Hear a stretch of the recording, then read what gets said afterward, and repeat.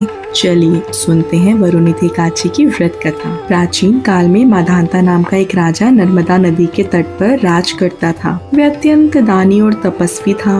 राजा हमेशा धार्मिक कार्यों और पूजा पाठ में लीन रहता था। एक बार जब राजा वन में तपस्या में लीन था, तभी न जाने किस ओर से एक जंगली भालू आया और राजा के पैर को चबाने लगा। राजा तनिक भी नहीं घबराया और अपनी तपस्या में लीन रहा, परंतु वो भालू राजा के पैर को चबाते हुए घसीट कर उसे ले जाने लगा। तब राजा ने तपस्या धर्म का पालन करते हुए बिना क्रोध करते हुए अपनी रक्षा के लिए भगवान विष्णु से प्रार्थना की।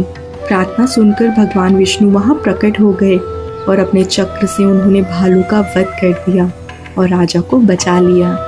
राजा के पैर को भालू पहले ही खा चुका था। जब राजा ने अपने पैर की हालत देखी तो उसे अत्यंत पीड़ा हुई। वह अपने पैर की हालत देखकर बहुत दुखी हुआ। अपने दुखी भक्त को देखकर भगवान विष्णु ने कहा, हे वत्स, तुम शोक ना करो, तुम मथुरा जाओ और वरुणिति एकादशी का व्रत रख मेरे वरावतार मूर्ति की पूजा करो। व्रत के प्रभाव से तुम फिर से संपूर्ण अंगों वाले हो जाओगे। भालू के द्वारा तुम्हारा पैर का नष्ट हो जाना तुम पूर्व जन्म के दुष्कर्मों की सजा थी। भगवान विष्णु की आज्ञा को तुरंत मानकर राजा माधांत ने मथुरा जाकर पूरे श्रद्धा और लगन से वरुणिति एकादशी का व्रत किया। व्रत के प्रभाव से शीघ्र ही राजा पुनः संपूर्ण अंगों वाला और सुंदर हो गया। तो ये थी वरुणिति एकादशी की व्रत कथा। वरुणिति एकादशी के दिन सुबह जल्दी उठकर स्नान कर स्वच्छ वस्त्र धारण करें।